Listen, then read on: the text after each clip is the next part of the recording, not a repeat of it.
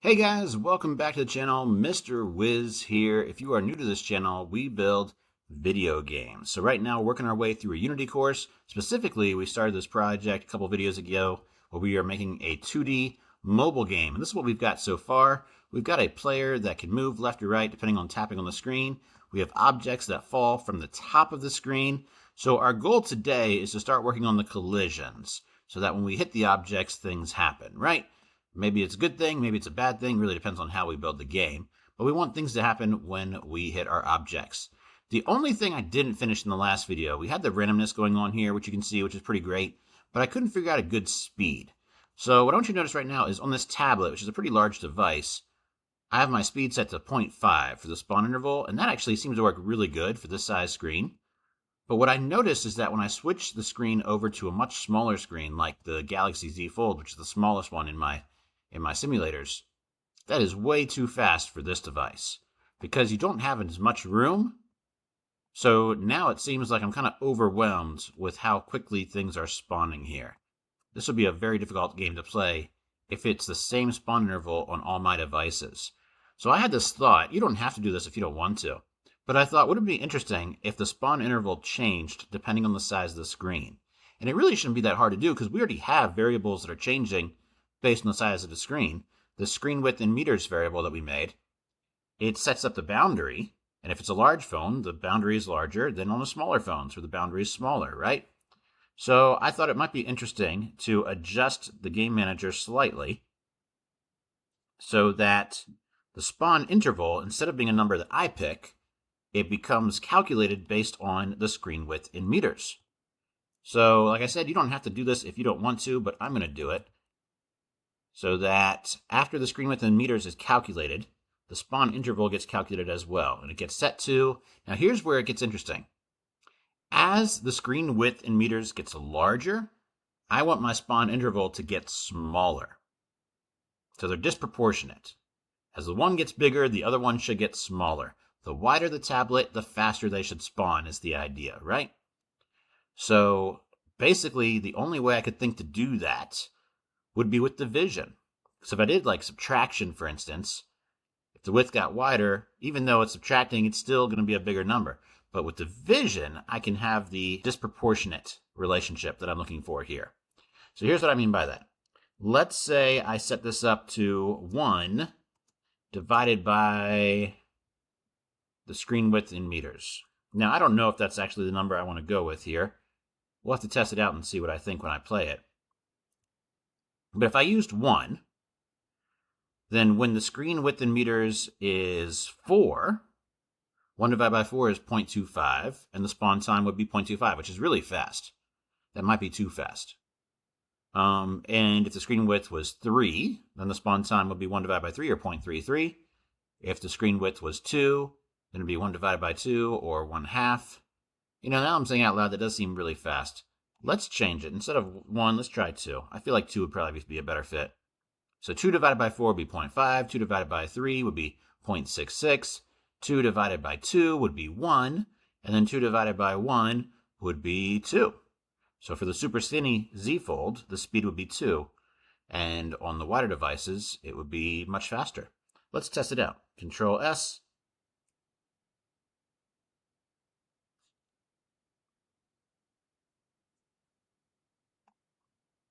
I'm going to click on the game manager so I can actually see what numbers it puts here in the spawn interval, because it should change depending on the device. So for this Z Fold, it is a speed of 2, which honestly seems a little slow even for this device. So maybe 2 wasn't the best fit. And if I go with my largest device, which is the Pad Pro here, the speed is 0.66, which is good, but still a little bit on the slow side. Okay, let's change that. Let's try the 1 that I was going to do originally, see if that works better. Control S, save.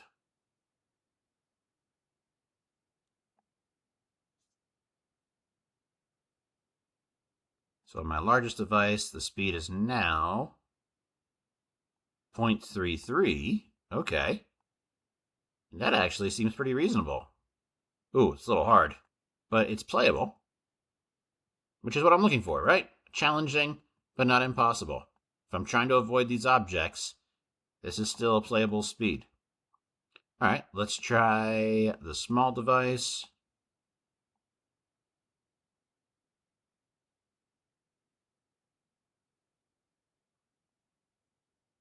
Yeah, I think this is playable. So I'm going to leave that set up that way. Of course, you can decide what you want to do. If you don't want to make this change that I made, that's completely up to you, right? If you want it to always spawn the same speed regardless of the size of the device, you can do that. Just keep in mind your games will be a lot harder on the smaller devices than they will be on the wider devices if you have the same spawn interval for all your phones, right? Okay, so now that we've got that taken care of, let's keep going. I've got my objects falling from the sky. What I need to do now is I need to set up collision for them. So as these objects are falling, I'm going to switch it to the Pro so we can see it again here. I want to avoid hitting them. Right now, if I hit them, nothing happens. They fall through me because we haven't set up any sort of colliders or anything. So how do colliders work in 2D mobile? It's very similar to how colliders work in the 3D game that we made. We made the flying game, and we set up colliders so that if the plane hits the mountain, it crashed, but if it hits the coins, it gets a point. So I want to do something kind of similar with this. In order to get colliders to work for the 2D game, we need a couple different things. The two objects that are touching need to both have a collider on them, okay? So in order for collision to work, both the objects touching have to have a collider on them. Because we're going to use the onTrigger event, one of those two objects has to have their trigger set up as a collider. So two objects with colliders, one of those objects has to have a trigger. And then lastly, one of the objects also needs to have rigid body. So if you're taking notes, that's a good thing to write down. We need to have two objects with colliders. One of them needs to be a trigger, and one of them needs to have rigid body so that the physics works.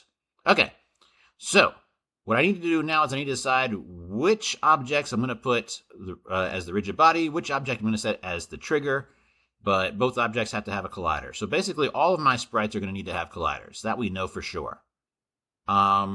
I'm thinking we make the falling objects the ones with the trigger. And the reason I'm thinking that is because right now I just have a ship, but later on I will be adding projectiles that shoot at them as well. And when we do the collision for the projectile and the object, the same rules are going to apply, right? So in that case, one of them will have to have a trigger as well. So we might as well just make all of our falling objects triggers so that we won't have to worry about it later when we set up our projectiles. I think that would be a good idea. Okay, so let's get started. I'm going to get out of play mode. Let's hop over to our prefab folder, and let's open up all of our prefabs because we've got some changes to do. So I'm going to double click on the first one here, and I'm going to switch over to scene tab so I can see it. So this is my first dude. A couple things I want to do. I need to give him a collider. I need to give him a trigger, and then do I want to add rigid body to my falling objects or rigid body to my plane? I might just put rigid body on my plane so I only have to do it once. Okay. So let's go ahead and add the collider. If you click Add Component, you can do a search for collider, and there are lots of different ones here. I believe we've talked about this before, but I want you to notice some of these are 2D colliders and some of them are not 2D colliders. That is important. When we're doing a 2D game, we can only use 2D colliders, just like when you're doing a 3D game, you should be using the ones that are not 2D, right? 2D colliders are only for 2D games. So for this dude, I have to pick which collider I feel would be the best fit for him. Since he is mostly round, I'm thinking the Circle Collider 2D would probably work. So I can click on that, and here it is right there. As you'll notice, it's too big for him right now, but I can edit it. So I can click this Edit Collider button right there, and I can grab this, and I can just try to do my best to fit him as best as I can. It is not important for it to fit perfectly. You can get kind of a rough estimate and it's fine. Just keep in mind that the player's colliding with the collider, not with the picture. So if I go with this one, for instance, it's a little bit larger than the picture. So if my plane ends up just touching the edge here, even if he's not touching the picture, it would count as a hit. So if I don't like that, I might need to adjust it and maybe make it a little bit smaller than the picture. So now it lines up pretty good with the edges, but the top and the bottom have a little bit of extra space that doesn't count as a collider. that's fine too. It's really up to you how precise you want to be with these colliders. Now, let's say for some reason you want it to be exactly perfect. If you want exactly perfect, then you're not going to be wanting to use a circle collider. I'm going to go ahead and remove that. If you want to do it exactly perfect, you need something similar to the mesh colliders we did in our 3D games. So if we're looking at the colliders, there's one here that says, not mesh collider because that's for 3D. There's one called Polygon Collider. The Polygon Collider is a 2D collider that works similar to the Mesh Collider, where it gives that nice perfect fit. Now, here's the deal. If I add it right now, you're going to notice it does not give a nice perfect fit, and that's because this is not the part that has the image. If you use the Polygon Collider, you have to add it to the part of your object that has the sprite. So here's the part of my object that has the sprite, the picture. So this is the part I would add the 2D Polygon Collider to. Now, if you look at it, you'll see it fits nice and perfectly. So you might be asking, if the Polygon Collider 2D is a perfect fit, why don't you just use that all the time for all of your objects? Because that takes more memory, it takes more working memory. So if you use a Polygon Collider 2D for every single sprite in your game, it can cause lag, it can cause glitches, or maybe it doesn't read an overlap that it should, and things of that nature. So typically with my games, I try not to use Polygon colliders or mesh colliders more than I have to. So I would do it with the weird shapes, but for the things that are mostly circular or mostly rectangular, I usually go with the colliders that kind of give you the estimated fit. So I'm not going to use a Polygon Collider on this one. But it's your game. You decide what you want to use. So I'm going to go back to the parent object, and I'm going to go back to the Circle Collider because I do feel like that's a pretty close fit for this guy. So let me go ahead and get it where I want it.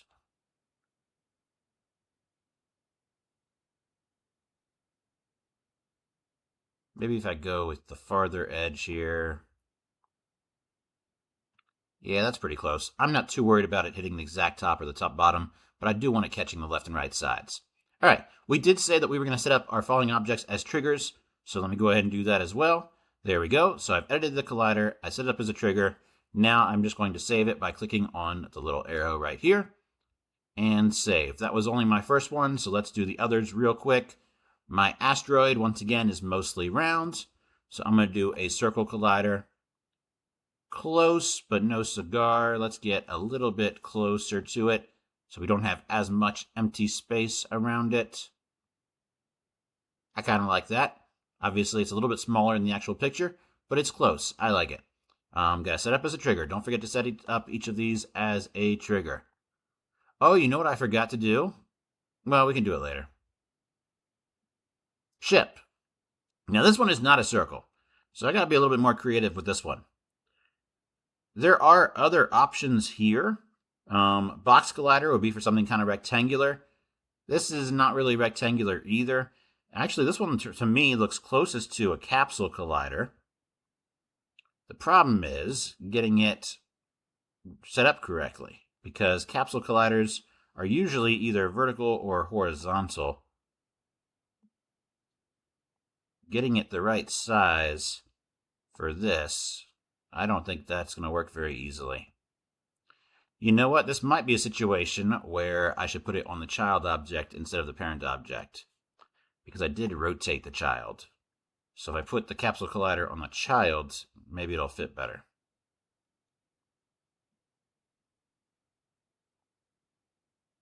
Not letting me edit in that direction. Oh, it's because it said it's vertical, and he said it as horizontal. There we go.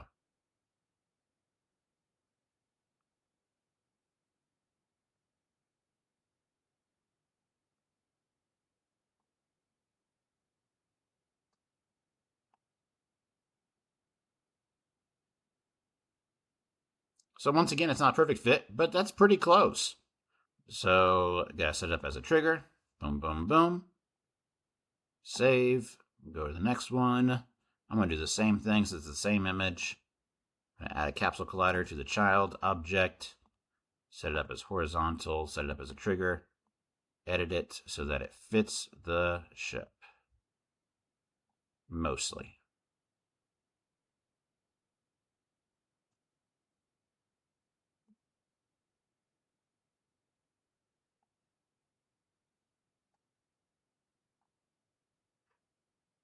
There we go. I like that. Save. Small asteroid. This one looks like it might work good for a circle.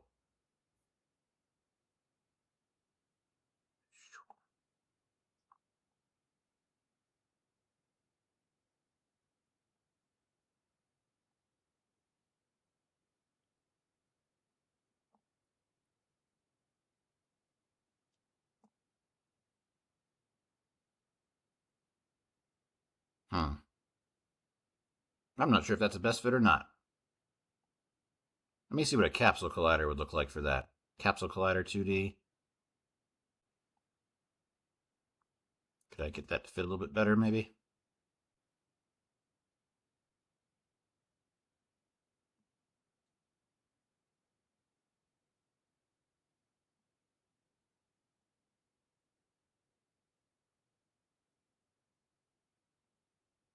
Yeah, I think I like the capsule better than the circle, so I'm going to delete the circle one.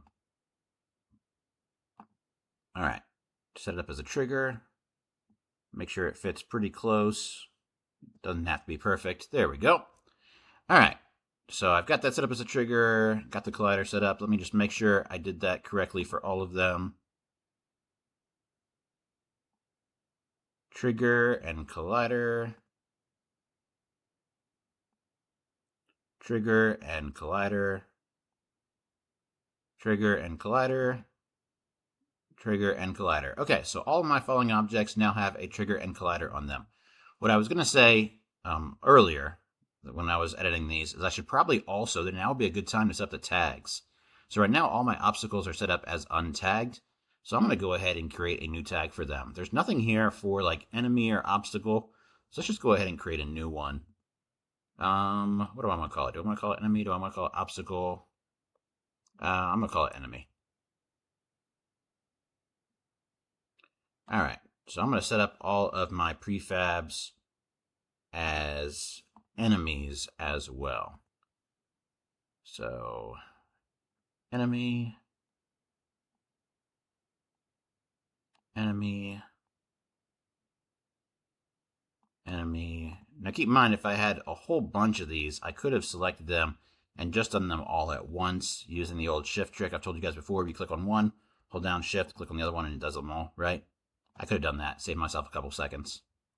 Okay, so I've got all my objects set up with the collider. They're all set up as triggers. They're also all set up as enemies. Now later on, I might decide to change that because maybe I decided to make one of these a beneficial one. Like this little green alien dude, maybe he's going to give me an extra life or something. I could do that later on if I wanted to. And maybe I don't want him to be an enemy. Maybe I want him to be, you know, a life or a token or some other kind of tag I can give him. But for now, we're just going to set them all up as enemies. We're all going to give them the same kind of stats. Okay, so remember what I said. In order for this to work, I have to have two objects with colliders. One of them has to have a trigger, and then one of them has to have rigid bodies. So I have to go to my plane now, or my ship, and I have to give it rigid body. I'm going to put it on the player object, like the parent object I meant. I'm going to put it on the parent object. Add component, I'm going to type in rigid body. And just like before, there is a regular version and a 2D version. Of course, it's a 2D game, so we're going to put on the 2D version. The setup for the 2D version is very similar to the other one. I want you to notice gravity is not a check box this time. Instead, it says gravity scale. I don't want my ship to fall out of my game, so I'm going to switch the gravity scale to 0.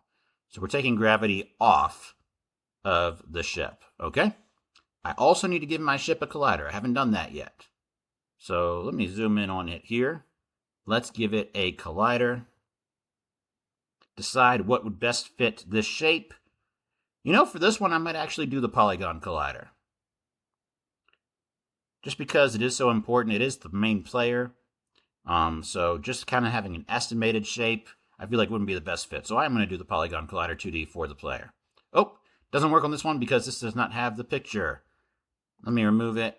Switch over to the child object because that's the one that the picture is on. And let's add it here. Polygon collider 2D.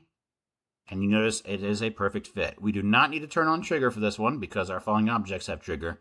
And we only need one of the objects that are touching to be set up as a trigger. Okay. So I should be good for now. I haven't put any code on anything yet. let's see if anything changes from gameplay. I just want to make sure, okay, my ship is not falling through the map. That's important. Also, nothing is happening when I'm hitting the objects, but I expected that because I did set the objects up as triggers. If I had not set the objects up as triggers, if they were regular obstacles, we'd probably be pushing each other around, and we don't want to do that. Okay, so I think I'm ready to write my code. We are going to... Should we make a new script for this, or should we put it on an existing object? I'm going to put it on the player control script. We could write a new script for this, but I'm just going to put it on the player control script. So on my player control script, we have the start function, we have the update function. I'm going to create a new function. So remember with your functions to make sure you're always putting them between these two brackets, this one and its pair, which is down here, right? So this bracket is part of the update. We need to make sure we put our function after that. So I'm going to hit enter a couple times, create room for a new function. And it's going to be called void on trigger enter. Sound familiar, right? We used on trigger enter when we did our flying game. We have one difference though. This is going to be an on trigger enter 2D. So it works similar to the other one, except it's made for the 2D colliders. We're going to put our parentheses behind it, and inside of that, we're going to write collider like we did in the flying game. But we're also going to put 2D here. And then other. So very similar to our flying game. And I opened up our flying game over here so we could see the difference. So the player controls on the flying game that we made said right here, on trigger enter collider other. We're doing basically the same thing, but we're using the 2D version of that. All right. Now I'm going to put my curly brackets, hit enter so we have space. So when our plane collides with something that has a trigger, because that's what we wrote, when our plane collides with something that has a trigger, what do we want to happen? So for now, let's just have it destroy both objects. It will destroy the player and it will destroy the object that you hit. Now later on, we might change that. Later on, we might decide to give the player lives and things like that. But for now, let's just go ahead and have it destroy both objects.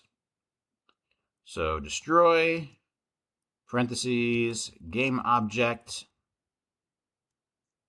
put a semicolon at the end of that, and also destroy, parentheses, other dot game object, put a semicolon after that. Remember, other is referring to the other object that it touches. So destroy game object means it destroys itself. Destroy other game object means it destroys the object that it touches, which in this case would be the falling object, right? Let's save this and test it and see if it works. So now if I hit any of my falling objects, it should destroy them both. It worked. There we go. Pretty cool. Now, what if I wanted to set one of them up as a good object and another one set up as a bad object? Well, just like in my flying game, remember how we did our if, compare tag, obstacle? So you could do the same thing. So maybe if, now in this case, I named my guys enemies. So I could put an if other.compare tag enemy, then it destroys us both. But, and maybe I set up one of them as not an enemy, maybe I set up one of them as a positive thing, like a life, then it could do something else, right? So as you're going through this lessons and you're learning stuff about Unity, I hope you're taking time to go back to some of those old things and add some of the stuff that you learned to these newer projects as we're doing them. So I didn't want to do a lot of stuff in this video. This is probably pretty close to where I wanted to stop. But I did want to mention, before we get much further, a little bit more about decorating our games. So here's what I want to do. Right now I've got my plane, I've got my falling objects, but I'm still using this very plain blue background. in my sprite folder, before I started recording, I added 2 more images to my sprite folder. I got this background image from Canva's AI system. I basically just told it to create me a starry space background, and it gave me this, which I really liked. And then I found this picture of Saturn on Google, so I'm using this one as well. And I want to use these not as part of my game, but just part of my background. So let me show you how that works. If I switch back over to scene view, I've got my view here, and I'm currently looking at the border of the iPad Pro, which is the biggest device I'm seeing here in the simulator. Whichever device is the biggest one for you, I would recommend you go ahead and switch over to that so you can kind of see the largest screen size, right? Because what we're going to do is we're going to drag the space image on here, and we're going to decide what to set it to. So as long as it's bigger than the size of the tablet, it should work fine, right? Let me use my movement tools. I can kind of decide where I want it to go, like that star in the corner. Do I want people to see the whole star? Maybe I just want them to see the edge of it, like some light coming off of it. That's kind of cool. What does this look like in game? Oh, let me switch over to the simulator. Okay, this looks pretty neat. All right, so I like this background image a lot, but of course I have a big problem. You're probably noticing it right now. I'm in play mode. I can't see the player. I can't see the falling objects. They're being created, but where are they? Here's the problem. We're dealing with 2D, and when we're dealing with 2D, Unity needs to know what's the order that we want our things to fall in. Over here where it says Sprite Renderer, I'm still selecting my background image, by the way. I should probably rename it just so I know what it is. Let's just rename it Background. So with my background image selected, over here in the Sprite Renderer, I want you to notice where it says Order in Layer. Okay? It is set to 0 by default. Everything you put in your 2D game will naturally be set to 0 unless you set it otherwise. So that means my player, all my falling objects, they're all set to layer 0. So Unity knows that they're all on the same layer. What it doesn't know is which ones should be on top of which ones. Okay? So right now, it is guessing that my background's going to go on top of everything because I've just put my background in my game. If I had created my background in video 1, it probably would be behind other things. But there's some confusion there. Unity doesn't necessarily know how do I want to layer things. So that is why they have the order in layer. 0 is the default layer. If I want the object to be closer to the camera or closer to the player, it would be a positive number. So 1 is closer than 0, 2 is closer than 1, 3 is closer than 2, right? If I want it to be farther back, I would be using a negative number. So -1 would be a little bit farther back, -2 would be farther back, -3 would be even farther back. So that's how the order in layer works. So for my background image, in order to make sure it's behind everything else, since everything else is set at layer 0, I need this to be a negative number. So maybe I decide to make it -1. That works. Now I can see my ship, and if I go to play it in the simulator, I should be able to see the other parts of my game. And there it is, and it's already looking like a pretty cool game. All right. So also, instead of just background, I like to call these stickers. I can throw stickers into my game. What do I mean when I say a sticker? I just mean it's another image, similar to a sprite. So let's say I decide to put this really cool picture of Saturn here. Does this have to be a part of my game? No, I just want it to be part of the background picture. So when I switch over to the simulator, look how pretty that looks. That looks gorgeous. Now, how do I make sure that this sprite doesn't actually become part of my game? Think about it. How do I make sure that this sprite, this Saturn, doesn't affect the falling objects, the player, all that jazz? How do I make sure that it doesn't become part of my game? The answer is actually pretty simple. I don't put stuff on it, right? My characters, my prefabs, my player, they all have stats on them. They have rigid body, they have colliders, they have scripts. If I put none of that on Saturn, it's basically just a sticker. It doesn't become a part of the game unless I make it part of the game. If I give Saturn a collider, if I give Saturn rigid body, if I give Saturn a script that does something in my world, now it's a part of the game. But if I just leave it as a picture, as an image, it's just background. So in this case, let's go back here. My Saturn is set to layer 0, so that could cause a problem. If I play, some of the falling objects might fall behind Saturn. Okay, so they are in front of it right now. But, some of them fell behind. Did you see that? Some of the objects are falling behind it. Some of them are falling in front of it. So, yeah, I need to fix that. I need to make Saturn a negative layer as well. Now, if I make it -1, now it's on the same layer as my background image, and Unity is having that problem again where it doesn't know which one's supposed to be which. So I'm going to put my background picture further back. Instead of having the background picture at -1, I'm having my background picture at -2. So here's how I have it layered. -2 for that, -1 for this. Everything else is set to 0. Now, if I decide to put something in front of those objects, I might make it positive. Maybe I want to put an image that's closer to the player than other parts of the game, then I could give it a positive number. Maybe I don't like the fact that my ship right now is in the same layer as the falling objects. I might decide to give it a positive number. But honestly, it doesn't matter right now because it dies when it hits something anyways. But yeah, I think this is probably a good place to end the video. So if you were able to follow along, you should have a game that is more or less playable. We're not getting points yet. We haven't built in a point system yet. But you do have a game where the goal is just to avoid getting hit, right? And then now you also know how to add decorations to your world. So I would definitely work on adding some decorations to your game. Make sure everything's working the way you want it to. Have some fun playing your simple game where the goal is just to not get hit by the objects. I'm doing pretty good in it right now. And then we'll continue going, of course, with the next video. If you learned something new today, please click that like button. If you're not already subscribed, please subscribe. And then I'll catch you guys in the next video where we'll probably start working on our projectiles. All right, I'll see you then.